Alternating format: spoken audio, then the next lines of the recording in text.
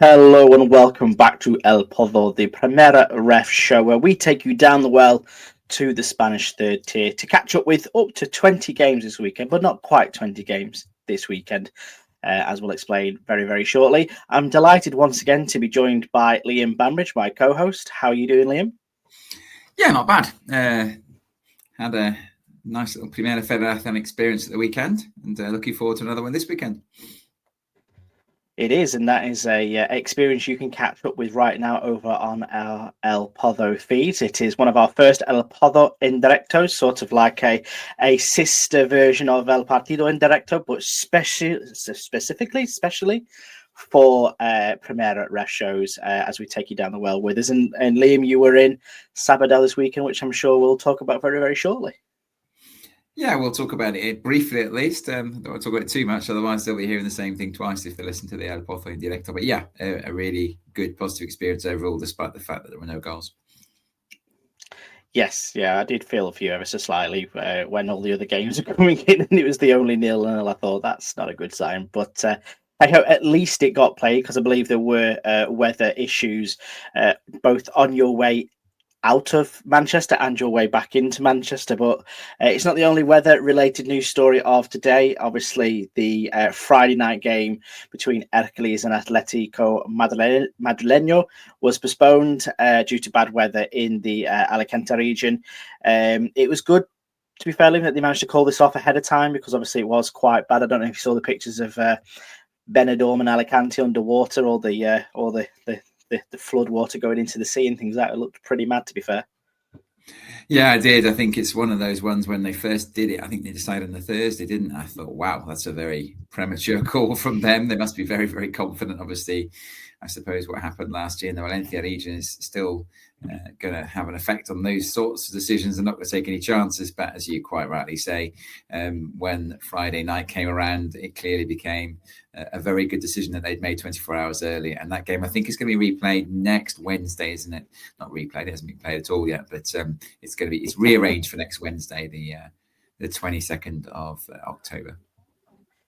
It has, yes. So good chance for us, first of all, to see Atleti being knocked off the top of the league this week. So obviously we don't like to end the weekend seeing a filial at the top of the table, but they will get a chance to maybe reclaim that after this weekend with that catch-up fixture away to Hercules. But that is quite it for the news this week. It's been quite a slow week. I was expecting a few managerial changes, Liam, and maybe one of them was going to come for this first game we're going to talk about. So let's dive straight into Grupo Uno. The first game that I picked last week to watch was Unionistas versus Merida. Both sides down at the bottom of the table. Mario Simon has had quite a difficult time for the start of his career with Unionistas, but it's also sort of not going very well for Fran Beltran at the minute. I don't know if you watched this game, but both these sides were sort of like chasing in the opener. I think, feeling each other out for the first 45 minutes. It was quite fairly contested. But then when you're down at the bottom, Liam, it is all about keeping and holding your nerve and not doing daft shit. And Merida buckled in the 49th minute, straight after half-time. And as I've written here in the agenda notes, a spectacular fuck-up is the way I would describe this. I think you're about right. Yeah, I did say to you, didn't I? I don't think you managed to catch this one live, did you? And I did say to you at some point over the weekend, have you seen the first Unionistas goal? And you were like, no. Was it a crack? I was like, not exactly. It was indeed a spectacular fuck up, dear, oh dear, oh dear. As we know by now, those of you who listen to the show regularly, I don't like teams that play out for the back very much. I think it can be a very good tactic, but I think it's rather overused by teams, which sometimes does lead to some big disasters, especially at this level. And it was just a mess up all around, wasn't it? I think the ball back to the keeper wasn't great, was it? And then they closed down the keeper, smashed it against him. He didn't have his choice to give it what was supposed to do with it. But then the ball sort of just looped up in the air, didn't it?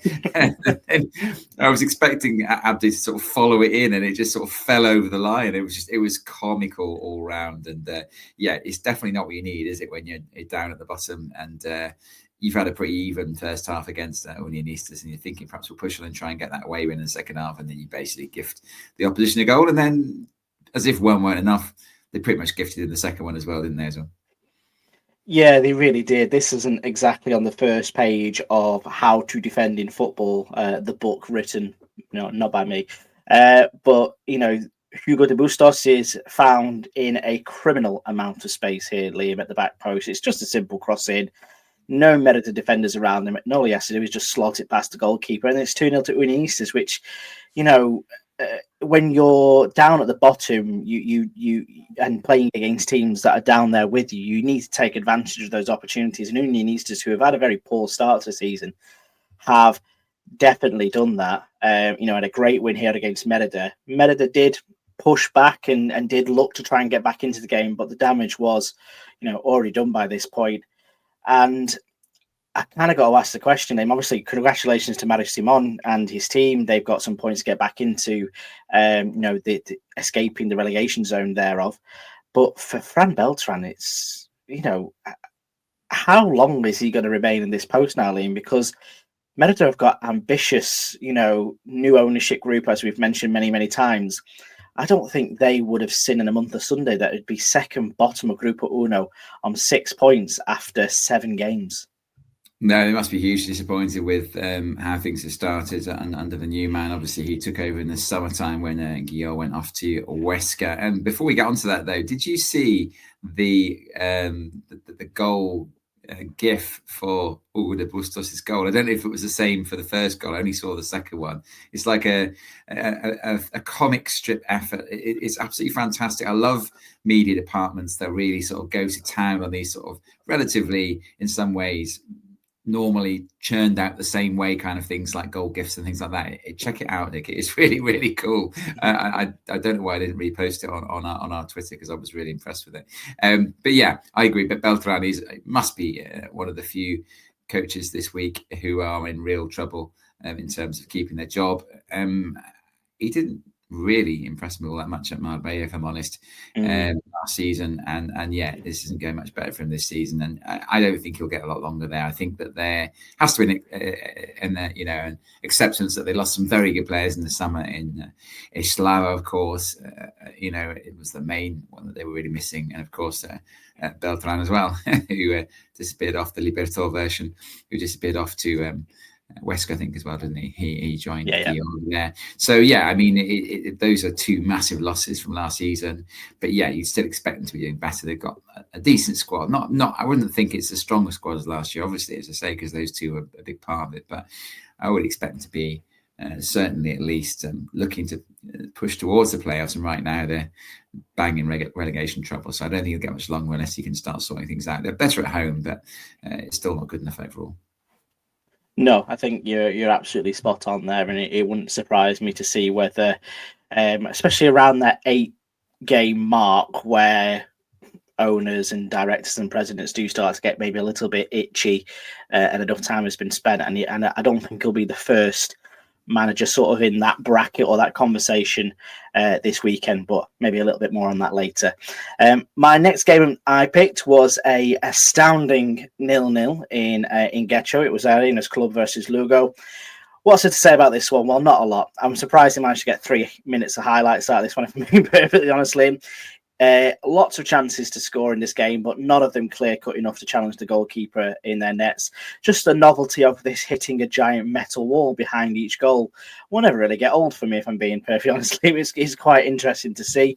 I suppose in terms of like a snapshot, I think Arenas would be happy to take the point here against a talented Lugo squad, especially with their talisman Baba missing through a suspension.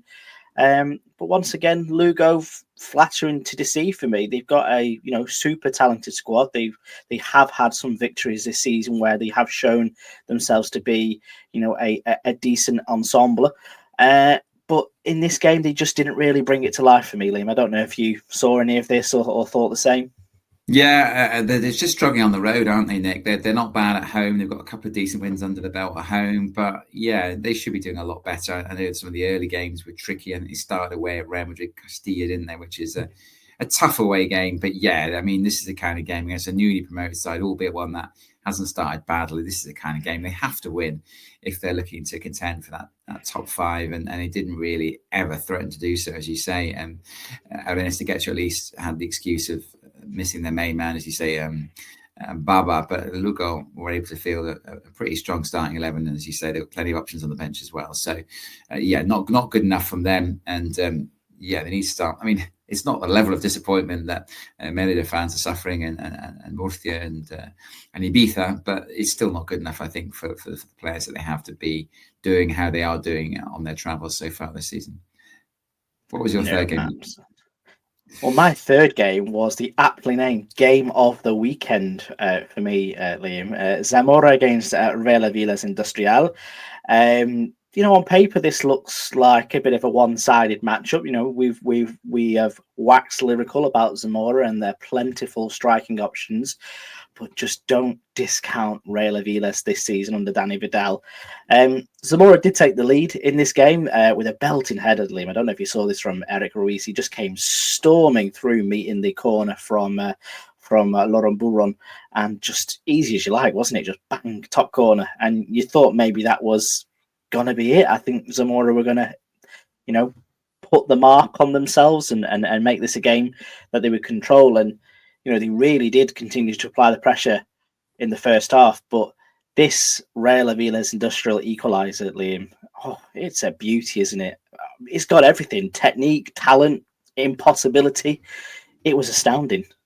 Yeah, absolutely brilliant. I think it's Vidal, isn't it, who scores it? And it's just one of those goals you just think, how has he scored it from there? And the ball's kind of looks like it's beyond him. He just manages to somehow flick over his shoulder, and then he smashes it. And of course, the ultimate decider when it comes to spectacular goals, it hits the underside of the bar, doesn't it? Everyone loves one that rattles on the underside of the bar and flies down and over the line. And what a goal that is to make it 1-1 basically. There is, it's fantastic, isn't it? I mean, they've scored 10 goals, Nick, in their last 3 games, Real Aviles, and 2 of those games have been on the road. Quite remarkable. And even in this game, I'm thinking, when Zamora go ahead again, I think it was Kiki Marque, was it, who scored? I'm thinking this is it, 2-1 just before the break as well. Perfect time to score. And they had other chances after that, but I still felt Zamora were always going to go on to win this game. And then, I mean, they played till that 128th minute last week, didn't they? So not quite that, but certainly about the 107th. So we know that Real Aviles Industria have a late goal in them, a very, very late goal in them in terms of what happened in Guadalajara. But then they did it again this week, and they did it from 2-1 down in the last couple of minutes. Quite remarkable. Tell us about those last few minutes, Nick. Well, like you say, Zamora looked pretty comfortable and in control after he scored that second goal through Kiki Marquez. But then comes La Remontada. I don't know if I got that right, Liam, but that's what I went with the other day. An equaliser in the 88th minute, one from Guzman Ortega, a pile driver from outside the box, and you think, well done, boys. You've got back into it. A point on the road to Zamora is quite admirable. Good job. But it's that boy Sietu. He loves the last minute goal, doesn't he? Like you said, Liam, he did it last week in Guadalajara in controversial circumstances. Nothing controversial about this one. Well within the added on time. 96th minute, and he just pops up with another brilliant header down the end. And Zamora must have been scratching their heads thinking, how have we lost this? But Real Aviles won't be bothered by that, will they? And I must say, all things considered, Liam, Dani Vidal is doing a fantastic job there, isn't he? Given he only had, 3 weeks to get his team and his squad together when he took over the club? It's the mentality as well as the talent that impresses me. As you say, at 2-2, they've just got an equaliser in the 88th minute. They're away from home against a side that most people expect to be in the top 5 in the season, that have invested the kind of money that says they must really be in the top 5 in the season. And yet they go and get a winner. And even last weekend against Guadalajara, although, it was never a penalty, I'm still fuming about that a week later. Seriously, the fact that they were even in the box looking for that winner when they just had to suffer a 101st minute equaliser, there is that ashes, isn't there, from them? And they did the same against Bilbao Athletic the week before. So, that one again was, a situation whereby they just went on and won the game when really a lot of teams would have settled for a point at that stage. And say the last two games have both been away from home. They've come out of it with 6 points out of 6. And yeah, as you say, we like what Dani Vidal was doing at Nastic. We thought he was a bit unlucky to lose his job there. And he has bounced back brilliantly so far in the first 7 weeks of his new surroundings. Yeah, he really has. And, Real Aviles Industrial joining a plethora of newly promoted sides in Grupo Uno that are making appearances in that top 5 that are seriously staking a claim. And, we've spoken about Guadalajara, we've spoken about Pontevedra, and now we're speaking about Real Aviles Industrial. They're adding something to this league, more importantly. They're not just can fodder for the likes of Tenerife and such. They are challenging and they are participating. And it's refreshing to see as well, to be fair, considering that, they're not the size of clubs which will be able to spend to compete at that level usually. So it's all down to, as you said, attitude, commitment, and a great team spirit in the dressing room, which Dani Vidal has definitely, sown in there very early on, which is great to see. Grupo Dos, Liam, your first game, one you were actually in attendance of as well, which was nice to see.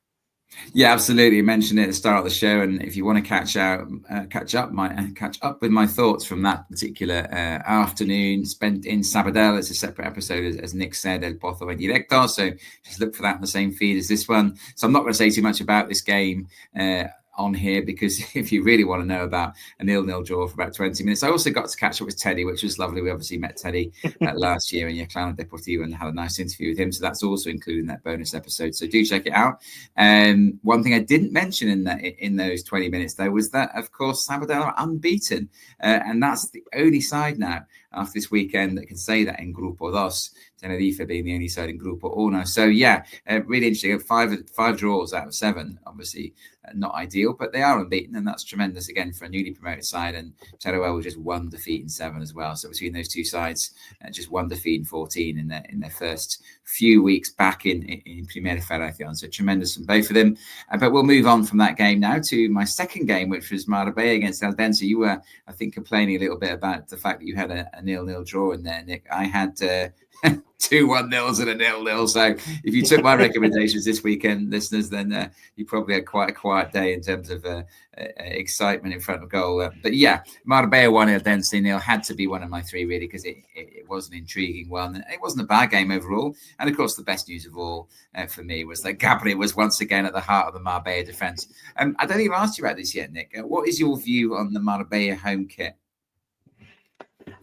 I preferred last season's, but maybe because Jose Callejon was wearing it, that's maybe one of the reasons why. It's okay. I just don't know if I enjoy brushed gold on a shirt. It's just not my personal preference. But it looks smart enough. It's just Adidas in it. I prefer give me something like Gobic behind me on the Yaclano Deportivo shirt any day of the week. Yeah, I quite like the brush gold. That's what I quite. That's a little bit that they've added to it that I do like. But yeah, you're either a brush gold fan or you're not, aren't you? Really, Nick? That's you are, yeah. And you're not. Anyway, back to the football. Yeah, I think both sides had FVS penalty appeals in this game, which isn't unusual nowadays, is it? I think every team has an FVS penalty appeal pretty much every game, but they were both correctly turned down. And then Marbella did get one. A penalty, that is, just before the break. I think this was the right decision. It was a clumsy challenge by Bustillo Homeng, and Rodri Rios smashed the penalty kick to the keeper's right, and Julie scored the only goal of the game in doing so. I just thought, I don't know if you saw this game, Nick, but Eldense, I thought Dione was going to be a great signing for them. He really hasn't impressed me at all. Maybe this is one season too much for him. He's been an absolute legend, hasn't he, at this level of football? But he just really hasn't looked on it so far this season. And I thought overall they were pretty powder puff. One decent free kick, well saved by the Marbella keeper. But they had a fair amount of the ball, but never really looked like, damaging Marbella's hopes of taking all 3 points. And a good response from Marbella, because they lost the first game of the season last weekend, didn't they, in Barcelona? So this was a good comeback from them. But yeah, my overall riding feeling from the game, apart from being delighted that Gambri played well, was that I thought Eldense were a bit meh, really. So, that's probably been my feeling about them for most of the season so far. So maybe they're going to prove me wrong by the end of the season. But right now, I'm not enjoying watching them, to be honest. No, and I think, we can caveat it by saying, they lost a lot of talent at the end of last season with the relegations, so be it. And they're not a club that have got the finances that can go out and, and rebuild like a Tenerife has, for example. But it just seems placid. The signings they signed don't seem to be as mobile as they were last season. It seems like they've maybe gone for names rather than for quality. And like I say, I really, really like Dione, but he is into his late 30s now. He was a bit part player for Malaga last season, so again, he's not played lots of football collectively in the last 12 to 18 months. And I think it shows. He looks sluggish, and you look at his possibly soon to be incumbent as the top goal scorer in Primera Ref history. Roger Rios is still scoring goals. If you was to ask me who Eldense maybe should have, propped for out of the two of them, I probably would have gone with the latter, if I'm being perfectly honest. But Marbella are the money bags, aren't they? They seem to be able to chuck some cash at it, and that's where the differences are. They are subtle, but I think Eldense might need to get used to the idea that they're not necessarily going to be fighting for promotion back to Segunda as quick as we thought they might. Yeah, they've got a new ownership group, haven't they, which you mentioned last week, but clearly, it doesn't smell of money, does it, to be honest? And yeah, maybe that's a more pragmatic approach they're going to have to take. And there are some big hitters in their Grupo, aren't there, as you say, in terms of what they can afford to pay for players. So yeah, perhaps an adjustment of expectations out then, say, based on what we've seen so far of them. But yeah, I still don't think they'll be far off. But I don't think at the moment they look to me like a side that's going to really mount a strong challenge for the title. Definitely not. And I think they'll struggle to get in the playoffs from what I've seen. Talking to teams who expect to be in the playoffs, Real Murcia, Tarazona 1, Real Murcia 0. I mean, Nick, I know when I picked this game, I picked it as a game that I thought if Real Murcia could win it, it would be actually a really good win, not just an expected win, because we know Tarazona from last season and this season are a strong side on their own patch. I think of them as the dogs of war, Tarazona. They're not always a great watch, but I love the team spirit, the fact they scrap for each other and they really, really don't give anyone an easy game, home or away. But, listen, look at this Murcia squad. It's full of quality. They should be able, despite that really dogged approach from the home side in this one, as always, they should be able to get it done. Yeah, they really should be able to beat a side like Tarazona fairly comfortably, just on the quality alone side of their squad. And they were really poor in this game for me. They weren't helped by the two yellow cards for Seco. I mean, what on earth he's doing making that challenge on a yellow card, just absolutely daft. And then just after that, the home side scored the winner. A really lovely goal, to be fair, by Javi Gomez, lovely turn and finish. But, what can you say about this lot, Nick? We've talked about there not been much news this week, and we talked about thinking that Beltran might be near the door. Surely Echeverria can't have much longer, because this team is really, really struggling right now, isn't it? And he doesn't seem to be able to find a magic formula to pick him up.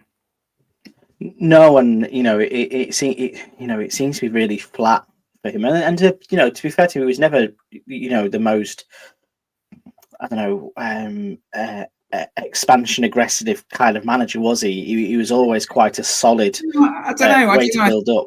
No, I disagree. I think Andes and Eibar, I thought he had them playing some really nice football, and I think that in both cases, certainly at Eibar, he had some great forward players. And he had Bautista, who had a real purple patch in the season when they were really contending to get back up into La Liga. I don't think he's a particularly dull, defensive, pragmatic coach. This is what surprises me, that he can't get his team to play, to actually use that quality. They should be able to play around the likes of Tarazona. They should be able to move the ball quicker and really, really expose their limitations. But I think they've been a bit unlucky in a couple of the home games I've seen, but this was dire for me, and yeah, it's not good enough. They need to be rolling up the sleeves in this kind of game and coming away with at least a point, and they didn't even get that. Yeah, and I do agree on that. And I think the approach I was trying to make is usually been quite organised, hasn't he? It's been resolute and been able to play, good football, so to speak. But it's never been this flat for him previously, and I can't really translate as to how that is happening, because he's got a super talented squad here with Real Murcia, possibly, Filiales aside, the most expensive squad assembled in Grupo Dos, maybe with the exception of Hercules and Ibiza potentially, but he's been backed. They brought in strikers that, Flacos, who did well for them last season, who was out of here at Castellón. He's been scoring goals, but he's not had the kind of service that he should be getting, where he could score maybe 2 or 3 goals a game. And they just don't look inspired. And, not to take anything away from Tarazona here, you're absolutely right, Liam. They were very much tipped to finish right towards the bottom by many outlets, including ourselves this season, because he'd lost, Fuentes and Frioli and things like that. But they are just a proper backs against the wall kind of team. Get in, get out, job done. And this goal from Javi Gomez, it doesn't happen out of nothing. It's well worked, and it's a brilliant strike from him to get this winner. And, they'll be elated with the position they're in at the minute. But a lot of the faults you can put again at Real Murcia's door, there just doesn't seem to be any cohesion in the squad at the minute. They look quick to blame each other as well, which I think is always a bad sign from a management perspective. So it wouldn't surprise me going into next weekend, the game between Real Murcia and Ibiza, whether one of them won't lose their job after that week. Like we said, game week 8 is usually the itchy finger time for club owners, isn't it? Yeah, we've got to be getting close to it, haven't we? As I say, I was a bit surprised that no one lost their job after last weekend, because there were a few who must be really trying the patience of the directivas of their clubs. But yeah, we'll see what happens this weekend. But yeah, overall, Real Murcia would be one of several big disappointments in terms of team performances this weekend. Talking of the other games that we haven't yet mentioned, should we move on to those? Baracaldo 2, we started on Friday night, didn't we? Baracaldo 2, Athletic 1. I mean, this is extraordinary. I watched this game and I thought Baracaldo were very spirited. But clearly, technically speaking, they were not the better side. I thought Bilbao Athletic played pretty well, probably deserved their lead. The equaliser is just a wonderful team goal. It's just quite extraordinary. I mean, as I say, lots of huff and puff from Baracaldo, but not an awful lot of quality. And then they score this fantastic goal from one end of the pitch to the other.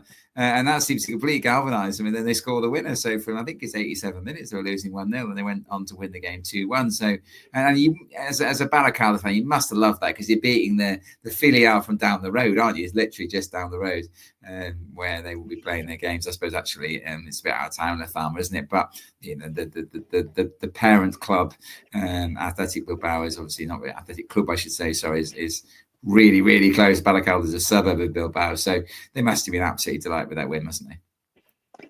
They really would, though. If I was Baracaldo fan or player or manager, I'd be thinking, don't look too good in front of these boys, because he might come knocking for you in January. Given the transfer approach that they do have, and the fact they lost Sanadi in a similar situation this time last year to Athletic Club. But yeah, great from San Bartolome. It was a really good opportunity for him to come on, set up the equaliser and get the goal as well. So it turned into a bit of the San Bartolome show.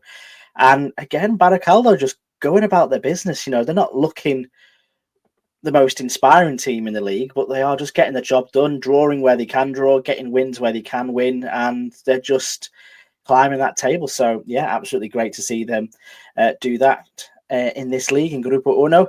The next game, Liam, and all Filiales game, I suppose we've got to mention it because of the scoreline. Some absolute golazos in this match as well. Villarreal B 4, Betis Deportivo 1. For me, I think I put this into the tweet. It showed why Betis Deportivo are so shit at the minute, and why they are sort of like bottom of Grupo Dos, but also why it's a shame that Alex Rubio is playing for a filial. He could be an absolute world beater for a club at this level and be the main man there, rather than being part of this cantera, even though he's fast becoming into his mid-20s. It was a good result for Villarreal, but still, we don't like to see it, do we? No, we don't. I think probably for me, this was the golazo. This was the only one that I would really say, right, go and watch this. And the best thing about it is it's the first goal, so you can watch about the first 35 seconds of the highlights, and that'll do. You can turn it off after that. Yeah, I agree. I mean, with the best one in the world, I think he's a good player, Alex Rubio, but can you see him making the VNL first team? I just can't. I mean, especially he's not, as you say, he's not 18 anymore, is he? I think he's been brought in as a really decent player to give him a good chance of maybe getting out of Primera Federación, but I just don't see him starting up front unless he has a spectacular development over the next couple of years. And for that reason, I totally agree with you. I'd much rather see him banging in the goals for a team where he could be the main man and be a bit of a star rather than just a piece of the Villarreal machine. But we're always going to be a bit biased in this, aren't we? Yes, absolutely.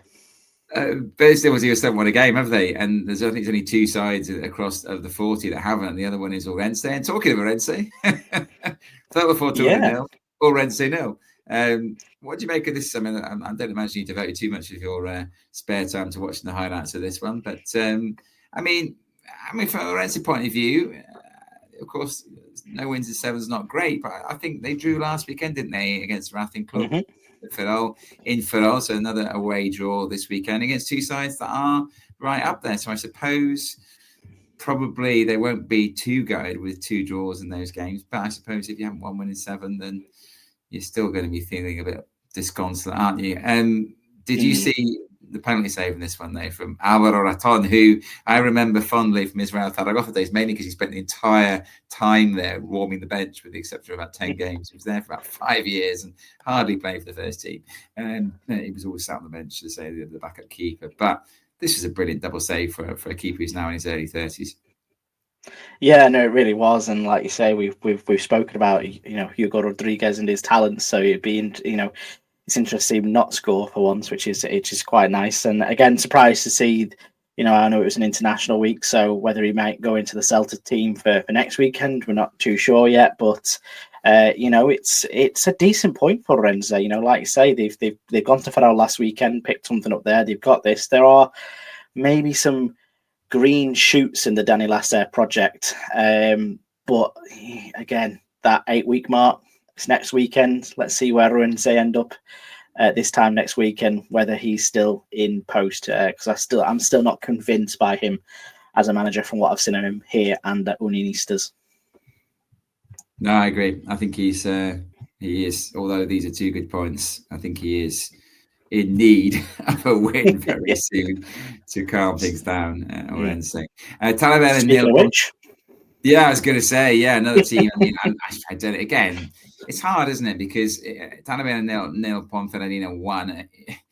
Yeah, it's a big win for me for the visitors. They hadn't won since the opening day of the season when they beat Real Aviles Industrial. And I mean, Esteban, I suppose. And I don't think he's got the squad that that they had last year at Ponferradina to work. He's not got a bad set of players there, has he? And again, you think, well, is there a point in which they'll go? Although I think he's done a brilliant job in the past with the tendency to get them out of Primera Federación, and you'd hope that the owners at Ponferradina wouldn't have trigger fingers in this case, give them a little bit longer to get things sorted. But yeah, I mean, I do feel it's a big win for him personally, not just the team. And they were helped by Di Renzo getting sent off for the home side. I mean, the first yellow is utterly bizarre. It's one of these weird ones where you just somebody with a throw in. I couldn't even. I watched it 2 or 3 times. I was thinking, I'm not really sure what his offence is here, but it's a silly yellow card. And then another one of these ones where he goes up to try and win a header and just sort of catches the defender with a flailing arm. But again, these are nearly always given as yellow cards nowadays in Spain, aren't they? And so that's him off, and Ponfe scored the winner not long afterwards. And yeah, I doubt they care at all about how Di Renzo got his marching orders. The main thing is they won the game. That's the second win in the season. They're still actually in the bottom 5, aren't they? But yeah, maybe they need a win this weekend as well to get out of that bottom 5. Otherwise, the old week 8 chop might happen to as well. I don't know. I mean, I don't like to, we are still not even a quarter of the way through the season, aren't we, Nick? So it seems crazy that we're sort of speculating about 3, 4, 5 managers possibly losing their jobs, but that is the way it is, isn't it, really? In each case, I don't think that we're being sensationalist about this. You can just see why, certain owners and certain boards of directors might be thinking about a change already. Yeah, we're on watch for it now because, like you say, we saw it last season with the amount of managers that vacated their positions in around October, November time. I think Orense by this point were on, almost their second manager or something like that, if I remember rightly. And, it wouldn't surprise me to see a couple of changes in teams that have got higher expectations than what they're showing for now. For me and Talavera for this one, I think that Di Renzo's being sent off was a big part of why they couldn't really lay a glove on Pompey in the end, because he's such a big part of how they go forward and he is such a talisman for them. So for him to be missing, for a spell in this game, and obviously we're missing this weekend's fixtures as well, and that's got to be a quite big loss for them that Talavera are going to have to suck up, unfortunately. But like you say, for Pompey, they won't care. They've got the win. They just need to start putting a few more together. One team that can't stop putting wins together, Liam. You were just across the town from where they should be playing, but they were all the way down on the south coast this weekend. Algeciras 2, Europa 3. What a crazy end to this game this was. I don't know if you saw the highlights, but this was manic. No, I saw this whole game actually. Yeah, it was an amazing game indeed. Incredible that Europa, I think, are now going to play as well, sort of just down the road from their bitter rivals. I think that's finally been confirmed. Well, that's what I was hearing at the weekend, was that they're going to play on a grass pitch with an athletics track around it, which is essentially very, very close to San Andreu. So that will cause some issues, I think, probably, but they've got no choice. As we know, they've got to move out of their stadium by January 26th. But in the meantime, they are really, really going about their business very, very impressively, aren't they? I didn't think they were great in this game, if I'm honest, Nick. And it's not the first time I've said that about Europa away from home, but the last time I said that about them, they lost in Teruel. This game, they managed to win. It was quite remarkable because they were losing 2-1 in the 97th minute, and I didn't really see anything happening in injury time. So I didn't see what was going to happen, in the last 5 minutes happening at all, because they just didn't really look like getting equal. I thought Aviles were quite comfortable at 2-1, but 2-1 is never comfortable, I suppose. Ball into the Algeciras box from the left-hand side, massive punt into the box from a free kick, and he just kind of hits I think it sort of hits a Europa player, hits Mayorga, home defender, trickles over the line. But the big sort of thing that came out of this was that Samuel Casado, the Algeciras keeper, sort of fell on his shoulder or his elbow or something, and he couldn't carry on. He literally was in a lot of pain. I suspect he's probably broken, dislocated something quite serious. He couldn't carry on. The problem for Algeciras was they made all 5 changes. They couldn't bring on a sub-keeper. So exactly the same situation as Gabri and Marbella in Barcelona against Europa last weekend. They had to put an outfield player in goal. The only thing I would say about this crazy end to the game was Gailan had already scored in this game, and we know that Gailan is not a bad player. What on earth are you doing letting him have a shot against your centre half? He was about 25 yards out, but he absolutely pings it. I mean, I would have been throwing every single body in the way of that shot before he got anywhere near releasing it. But he hits it really well. And I think the keeper gets a hand on it as well, and he hits the inside of the post. It goes in, and he just lies in the ground, completely disconsolate. But what an amazing finish to a game, as you say. I think it's a record breaker because I don't think any team has ever been 2-1 down in the 97th minute in Primera Federación and won the game. I think probably we're going to see this more and more. I think you mentioned, didn't you, all these 100th minute goals? Well, to be honest, we know what that is, don't we, Nick? It's called FPS. So we are having games running a lot longer, but still remarkable to have 2 goals scored in the last 5 minutes out of time. And Europa go top on the basis that they won that game, didn't they? Yeah, it's absolutely incredible. And that's exactly the reason why we've got so many 100+ minute goals. I don't know how sustainable it is that, like you say, at this level, you start to see players get quite leggy around the 75th minute mark quite easily. Teams can't see out games at this level a lot of the time because of, we've got to sort of respect what level we're playing at here. So for them to be still playing well into 100, the Guadalajara game last weekend, 117th minute or something like that, it was still going on till. Yeah, but still, nearly 20 minutes of extra time. Now, I know some of those 20 minutes they spend sitting around, standing around, waiting for FVS to make their decisions, but you're still out there, aren't you? You're still part of that game, aren't you? Still must be taking a little bit of a physical and a mental toll. So, yeah, I mean, I do think that there are certain things. I don't know how they change it, Nick, because there are certain things that you see happening week in, week out now where they're just wild punts, aren't they? Basically, these FPS appeals. They're not really, and the only reason why we tend to know about them is because they can tend to be used to fill out games that haven't had much happening in them. And you're like, that's ridiculous. Why did they even bother with an appeal for that? But especially in the last 20 minutes, you just probably are going to do that, as much as anything, because then you can have a little chat with your players. You can almost use it as a timeout, can't you? So I don't know how they managed to say, well, you can't appeal this one because it's just ridiculous. We know what you're doing. I'm not sure you can sort of adjudicate, but yeah, the offshot of this, of course, is that we are having games going on much longer, and I'm not sure that's necessarily a good thing. But yeah, I mean, in this case, and it was great news for Europa. They won the game, and they are top of the league, which is tremendous. Real Madrid Castilla 1, Pontevedra 0. Talking of FES appeals, not much happened in this game. So we even had an FES appeal that led to a yellow card. Nick, was that? Did you enjoy that part of the highlights? And a couple of others. Yeah, I was going to say. I think a sending off that the referee turned away, and a penalty.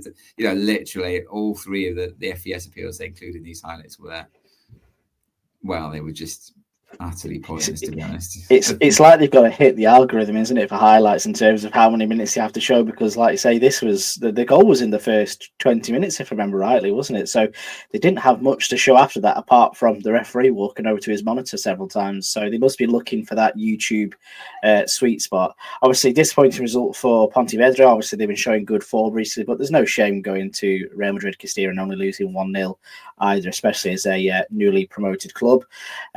One result we do like to see is always a Filial getting beat at home. This time, Pablo Lopez and his side, Racing Club de Ferrol, going and having a big win on the road. 2-1, they beat Osasuna Promesas, and especially as they came from behind to do so. It was a bit of an ugly first half, wasn't it, Liam? But a absolutely dominant second. And that man, Anton Escobar, who people may know from Cultural Leonesa last season, is doing the business for Ferrol this season as well. Well, I don't think he is, actually. I think he should be doing the business. I expect him to do the business, but he hasn't really done so yet. So maybe this will be the kickstart that he needed. And interesting, I think we said last week, didn't we? We said a couple of weeks running, in fact, that they just aren't clinical enough in the final third. The strikers are blowing mostly cold and not very hot. But this weekend, Escobar scored the first goal, and then he was subbed off, I think, with like 20 minutes to go, and on came Álvaro Jiménez, and he scored the win about 3 minutes later. So, maybe this is the turning point for both of them, and they can start to score the goals that they need to capitalise on all the good approach play that they've put in most of the game so far, but just not been able to finish off. So, yeah, great result for them. A remontada, as you mentioned earlier on, the second remontada. In fact, the third one, I suppose, because the Aviles Europa one also featured a remontada. So we love that there is teams that come from behind to win, as long as they're not Filiales. Juventud Torremolinos 3, Ibiza 0. Talk to me about this one, Nick. What an absolute cracking game this one is. The visitors absolutely blown away. And, we've got to put a couple of things into context here, Liam. As we know, the Torremolinos players haven't been being paid properly this season. I think they've just got their August wages. Obviously, they're still, 2 or 3 months behind there.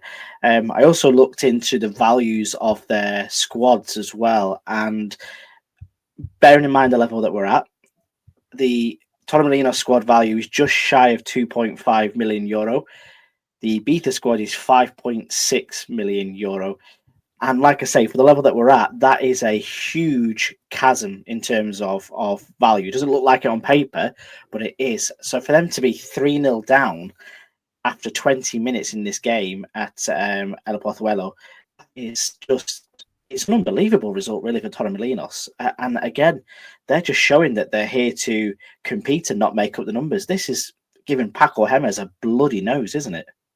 Very much so, and they just, as you say, they just blew him away the first 20 minutes. It just came out of the trap so fast, and then I suppose Senor Gémez had a few words at half-time, but then early in the second half, Ibiza got down to 10 men in the game. If it weren't over already, it's completely over at that point, and they just managed the game perfectly after that, the home side, and Ibiza never had a sniff. Another one to add to our list of seriously in danger. Surely Paco Gémez isn't going to survive much longer unless he manages to start moving in the right direction. Just completely lost their way, Ibiza, after a good early start. Last 3 or 4 weeks, they've been shocking, both in terms of results and performances. So, a lot of soul-searching required on the island before they take on Real Murcia this weekend. Alentejo 0, Guadalajara 0. What did you think of this? I mean, my impression was that I thought Deportivo Guadalajara a bit disappointed, didn't win this one. Yeah, no, I agree with that. I think they had the chances. I think they hit the bar in the first half, didn't they? And had a couple of chances in the second half that could have won it. There was a great save from Borja Diaz as well.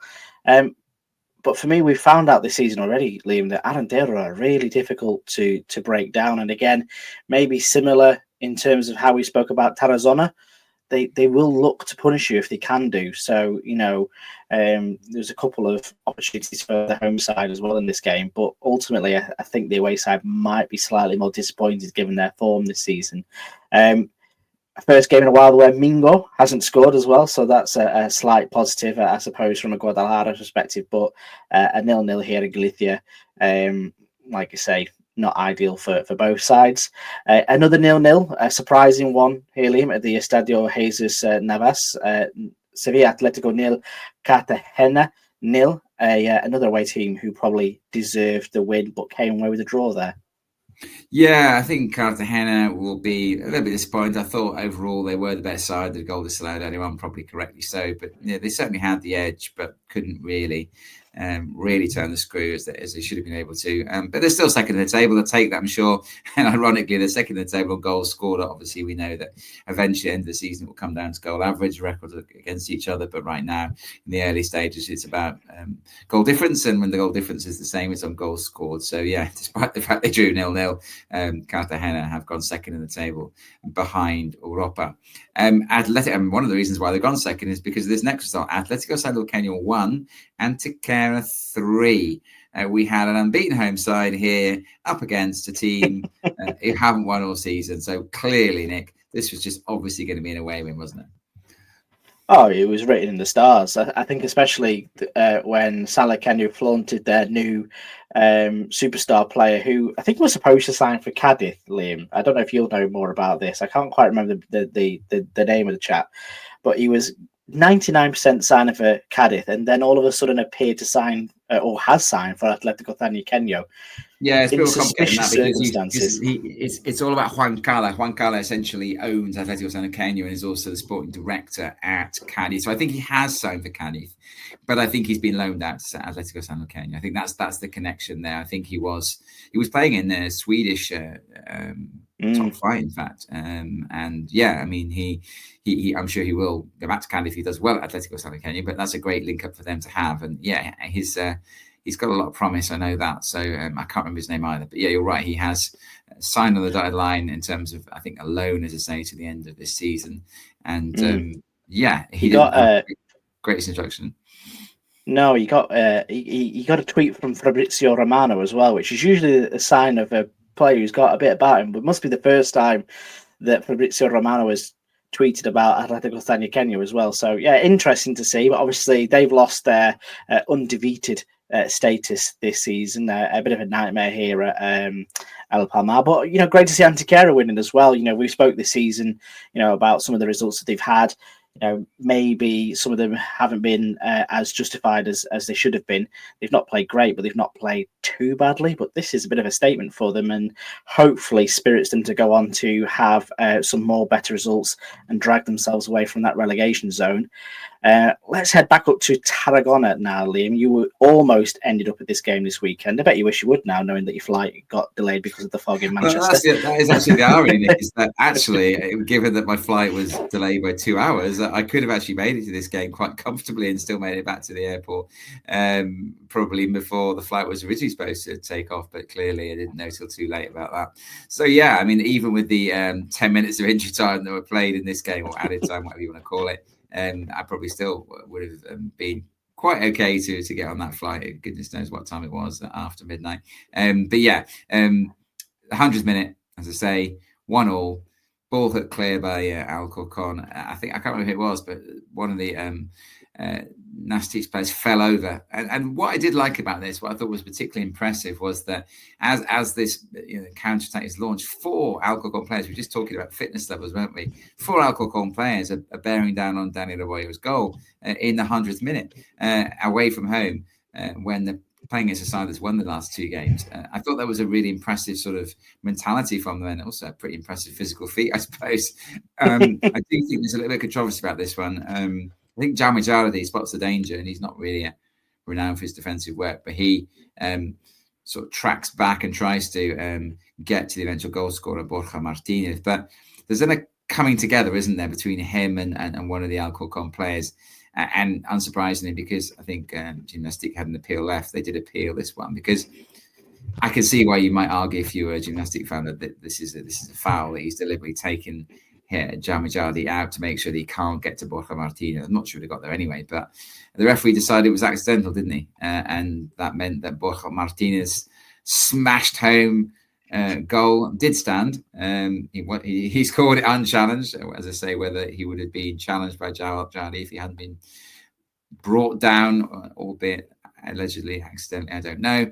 But yeah, he got through. He scored. I was delighted that he did so down the end where the faithful Alcorcon fans were gathered and over to them and celebrated with them. I thought that was brilliant. As I said last week, I love it when goals are scored in front of diehard fans, and this was certainly one of those occasions. So yeah, brilliant win for them. And I think they're up to third, aren't they, Alcorcon? They are. I think probably just behind Cartagena on goals scored. So yeah, they're really showing their potential now. Nice to see him manage to play Vladis and also Mariano in the same team, because I know there was a talk at one stage he could only play one or the other, but he's again managed to fit them both in, which was great.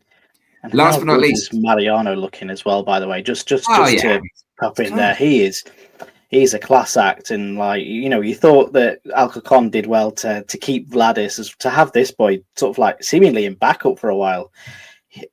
Whether Alcorcon get promoted this season, I don't see him being in Primera F next season. Somebody's going to snap him up 100%. Whether you're getting a Cordoba is another matter. It's interesting, isn't it? Because what I find interesting about him is that, you have got players at Cordoba who've been given a chance from a lower level. For instance, you just mentioned Fuentes on the show, didn't you? Who come from Tarazona, and obviously Dallison, who was at Pontevedra, even lower. He was in Segunda Federación. So I do wonder with Cordoba, they clearly trust the lower levels as somewhere where you can really make a name for yourself and then be good enough for Segunda. So I would imagine that Cordoba will be looking at him now and absolutely licking their lips at the thought of having him back next season, because if he carries on as he's playing now, there's absolutely no doubt that he will be a Segunda player with Cordoba next season. And if they don't fancy that, then I'm sure there'll be somebody else who will be willing to take him off their hands, because Malaga, please. Malaga, yeah. Well, they're saying that after this weekend, maybe not actually, because they're both on fire. But you're right. Yeah, really exactly good. Exactly the kind of player you think would really certainly do a good job, up front for Malaga. But I suspect Cordoba will want to use him first if he carries on as he is. But yeah, last game of the weekend, Cacereño 0, Tenerife 0. And we wouldn't usually bother to spend much on this one. And I have to say, it's a hard one, isn't it? Because I was so glad to see Cacereño back home. But, it's one of those where they've laid the pitch at the last minute, haven't they? We saw this earlier on. That pitch is not ready. No, exactly. We saw it in Ceuta played their first game of the season against Sporting in Segunda, and Alex Fitzpatrick, my colleague on the Spanish Segunda show, he went to that one, and I watched it from the comfort of my sitting room. And yeah, there were big chunks of the turf, flying up in that one. And this is exactly the case here with this one, wasn't it? It just wasn't ready to be played on. But, the biggest team in the league coming to town, do you really want to play, an hour down the road next to Extremadura again? I can see the desire to get that game on at home, but you do wonder whether that was the right decision. I'm not sure it was entirely safe for either sets of players, But yeah, the headline story, I suppose, out of all of it, let's not dwell too much on that, is that Cacereño, by hook or by crook, took a point of Tenerife and the first team to do that all season. So another newly promoted side with a really encouraging result this weekend. They were very, very well organised in this game, I thought. And like I say, I think, they're just missing that goal scorer potentially in most of these matches. And in terms of tactics, let's not forget, people will look at how do we stifle Tenerife in this league? How do we, wrap the reins on ever so slightly? I think there will be a lot of overwatered pitches in the run-up to home games against Tenerife so far this season, because it really did stifle them, Liam. Like say, they looked like they couldn't play in it, which I know in a sporting sense isn't really fair, but if they're going to go spend millions and bring in the likes of Jesus Di Miguel, for example, and Juanjo, then take the marginal gains where you can and get that pitch nice and damp, I would say. So Yeah, interesting to see that, like say, that winning streak is over, but I'm sure they'll be back on the horse once again and absolutely smashing it next weekend too. So, yes. Speaking of which, have they made your 3 games to watch next weekend in Grupo Uno, Liam, or have you gone for 3 other ones? Yeah, no, I haven't mentioned Tenerife. I haven't made my shortlist. Obviously, I have to put Guadalajara against Baracaldo on there because we're going to be there. Very exciting. Again, probably won't talk too much about it in the show because I suspect we'll record a separate show, won't we? El Bozo Directo Volume 2. But yeah, that should be a cracker. Certainly, the last Guadalajara home game was fantastic, and Baracaldo right up there now as well after this win this weekend. So yeah, it should be a good one. Ponferradina against Zamora is pretty local. On the Sunday at midday, and that's a really decent matchup there. And Real Aviles Industrial against Talavera is the third game I've chosen, 4 p.m. on Sunday. Like you last week, Nick, as you say, there's too many filiales in Grupo Uno. So apologies to all of those who are like, why you mentioned both Zamora and Real Aviles again for a second week running. And that's because there's just too many games involved with filiales. Cold. So yeah, apologies. I'm sure I will find other games in weeks to come. But these are my 3 for this week. And I think they're all going to be cracking games. How about your 3 from Grupo Dos? Well, the first one is the game that unfortunately we're missing on Friday night, though I am sneakily looking maybe at seeing where there is an earlier fly out. There was one that was like at 6 o'clock in the morning on the Friday to see whether I can get to Alcorcon, so I shall keep you up to date with that one. But they're playing Sabadell at the Santo Domingo on Friday night under the lights at 7 o'clock. My second game to watch the weekend is Antequera against Marbella. Can Antequera keep it up again in this Andaluz derby, or will Marbella just be a bit too much for them at El Mauli? That's on Sunday evening at 6:15. And then at the same time, it is chop on the block, maybe. Don't really do it. I was going to go for maybe another superlative then, but then I completely lost my words. But basically, 2 big hitters playing at the Nuevo Estadio Condamina. And essentially, this is the P45 derby, I'm going to call it, Liam, because someone is losing their job after this game. It's either going to be the Real Murcia manager or Paco Gemes at Ibiza as well. So it'll be interesting to see who can come out on top in 2 sides in very bad form, but both in desperate need of points to get themselves away from that relegation zone and back on track. Yeah, I agree. I think if there is a winner in this game, the losing coach might well lose his job. So P45 derby sounds about right to me, even though the two sides are quite a long way apart geographically. That's about it, isn't it, for this week? Have you got anything you need to say about El Partido? I very much enjoyed your interview with Guillaume Balaguer last week. And what have you got lined up for this week? Well, we are speaking with Emmanuel from the Partido a Partido podcast, which is an Atletico Madrid podcast, if anyone's not aware.